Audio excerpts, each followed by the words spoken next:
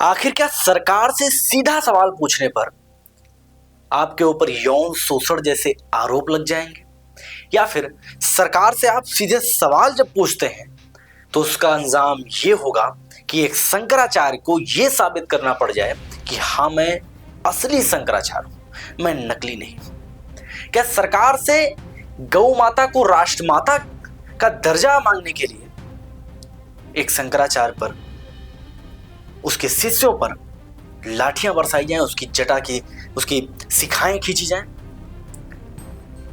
क्या एक शंकराचार्य की मांग यह है कि गौ माता की हत्या एकदम बंद हो जानी चाहिए, कहीं पर भी 0% भी ये हत्या नहीं होनी चाहिए गौ माता की? बनारस में जो मंदिर टूट रहे हैं उन मंदिरों को तोड़ा ना जाए, इस पर सरकार से सवाल पूछने वाले शंकराचार्य को आज उसके ऊपर एक यौन शोषण जैसे पॉस्को एक्ट भी लगाया जा चुका है। दरअसल मैं बात कर रहा हूं जोशीमठ के शंकराचार्य स्वामी अवधूतेश्वरानंद सरस्वती जी, जो कि जोशीमठ के शंकराचार्य हैं। ये विवाद आज खूब सुर्खियों में कि जहां एक सनातन के सबसे शीर्ष गुरु शंकराचार्य माने जाते हैं, आज उसी शंकराचार्य पर ऐसे बड़े से बड़े अपराध और विवाद सामने आ रहे हैं। उस पर एक ऐसे केस लगाया जा रहा है जिससे उसकी छवि पर एक बड़ा कलंक लगाया जाता है। क्या इसमें सरकार की चाल है या फिर इसमें कुछ और है? ये बात साफ नहीं है कि क्या इसमें सरकार ही करा रही है, लेकिन जिस प्रकार माघ मेले में शंकराचार्य ने नहाने से मना कर दिया, स्नान करने से मना कर दिया, उनको स्नान करने से रोका गया, एक नैरेटिव फैलाया गया उनके ऊपर कि वहां पर भगदड़ मच जाएगी, वहां पर ये होगा वो होगा।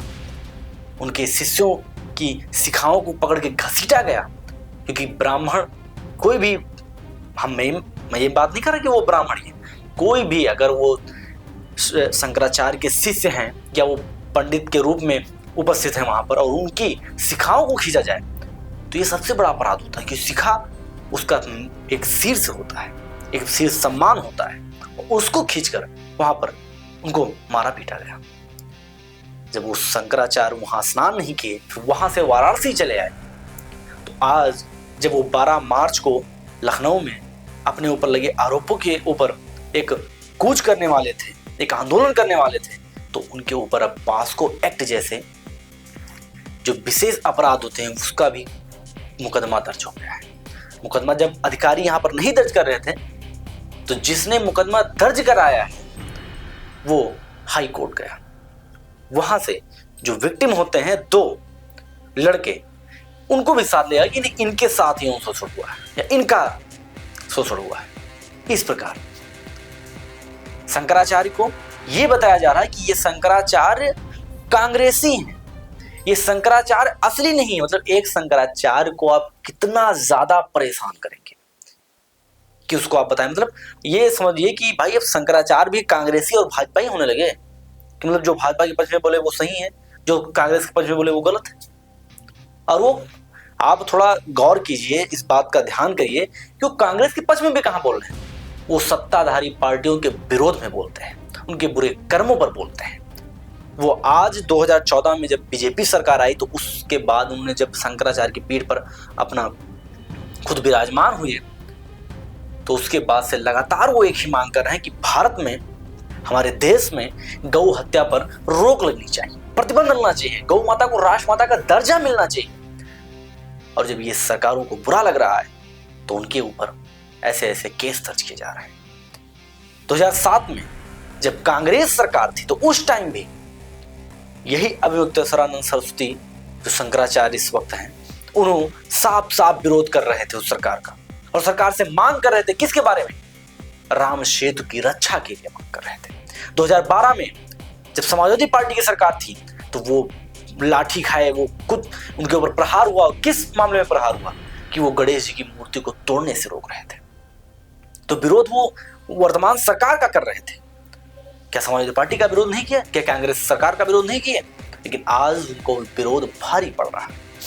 ये सोचने योग्य बात है कि एक शंकराचार्य, जो कि सनातन का शीर्ष होता है, उसके ऊपर ऐसे आरोप लगे, ऐसे प्रत्यारोप उसके ऊपर। हालांकि इस पर आपकी क्या राय है, कमेंट करके जरूर बताएं। लेकिन मैं आपको बता दूं कि जब सरकार बीजेपी की नहीं थी, कांग्रेस की सरकार थी उस टाइम भी इलाहाबाद हाई कोर्ट में और सुप्रीम कोर्ट में स्वामी अभिमुक्तेश्वरानंद सरस्वती राम मंदिर के लिए केस लड़ रहे थे। वही स्वामी अभिमुक्तेश्वरानंद जिन पर आज यौन शोषण जैसे बड़े आरोप लग रहे हैं। इसमें किसकी चाल है? हालांकि जिस व्यक्ति ने लगाया है ये आरोप उस व्यक्ति के तो पहले से ही कई 30-35 अपराध दर्ज हैं मामले। वो उसका खुद कैरेक्टर नहीं दिख रहा है, लेकिन एक शंकराचार्य का कैरेक्टर धूमिल करने के लिए एक नैरेटिव सेट किया जा रहा है कि ये शंकराचार्य असली नहीं, नकली शंकराचार्य है। वाराणसी में करीबन 150 मंदिरों को तोड़ा जा रहा है, वो इसका विरोध कर रहे हैं। इस देश में करीबन 285 से लेकर और 290 शंकराचार्य फर्जी शंकराचार्य हैं, जो कि वो फर्जी हैं, उनका विरोध नहीं हो रहा, लेकिन जो सरकार के खिलाफ बोल देगा उसका विरोध होगा। ये देश में चल रहा है। हमारे देश में कुल 4 शंकराचार्य हैं, क्योंकि आदि गुरु शंकराचार्य ने 4 मठों की स्थापना की थी और उन 4 मठों पर 4 शंकराचार्य जो कि गुरु परंपरा से चले आ रहे हैं। हमारे जोशी मठ में स्वामी अभिमुक्तेश्वरानंद सरस्वती जो कि उत्तर में है, हमारे पुरी में जो कि पूरब में है वहां पर स्वामी निश्चलानंद सरस्वती, हमारे द्वारिकापुरी में जो कि पश्चिम में है वहां पर स्वामी सदानंद सरस्वती, और दक्षिण में जो कि कर्नाटक में श्रृंगेरी पीठ है वहां पर श्री भारती तीर्थ। ये हमारे 4 शंकराचार्य हैं, जो सबको जानने चाहिए कि हमारे 4 शंकराचार्य ये। लेकिन फर्जी शंकराचार्य को भी आप शंकराचार्य मान बैठते हैं। लेकिन जो सरकार का विरोध करे, जो सरकार से सवाल पूछे, जो सरकार से ये बात करे कि गौ माता को राष्ट्रमाता बनाना है, गौ माता की हत्या को रोकना है, उसके ऊपर यौन शोषण जैसे ये घिनौने अपराध का मुकदमा दर्ज किए हो रहा है सरकार। हालांकि आपकी क्या राय है? आपको क्या लगता है कि अब शंकराचार्य भी यौन शोषण करने लगे हैं? और ये नहीं, आपको बता दें कि जब वो अभी ये मामला तूल पकड़ा भी नहीं है, इस मामले में भी कार्रवाई शुरू ही नहीं, उसके पहले ही एक व्यक्ति वीडियो बनाकर ये बोलता है कि जिसने ये आरोप शंकराचार्य के खिलाफ दर्ज कराया है वो हमारे पास आया था और हमारे पास हमारी 2 बेटियां हैं, बच्चियां हैं। वो ये बोल रहा था कि अगर इन 2 बच्चियों को आप हमारे साथ भेजेंगे, शंकराचार्य के खिलाफ ये अपने ऊपर यौन शोषण का आरोप लेंगी, तो मैं आपको जो मांगे वो आपको मैं दूंगा, आप जितना पैसा मांगे जो मांगे वो मैं कर दूंगा। सोचिए, एक शंकराचार्य को बदनाम करने के लिए क्या हो रहा है? क्या इसमें सरकार की चाल है? क्या इसमें योगी और वर्सेस शंकराचार्य चल रहा है? इस पर आपकी कमेंट की प्रतीक्षा कर रहा हूं। धन्यवाद।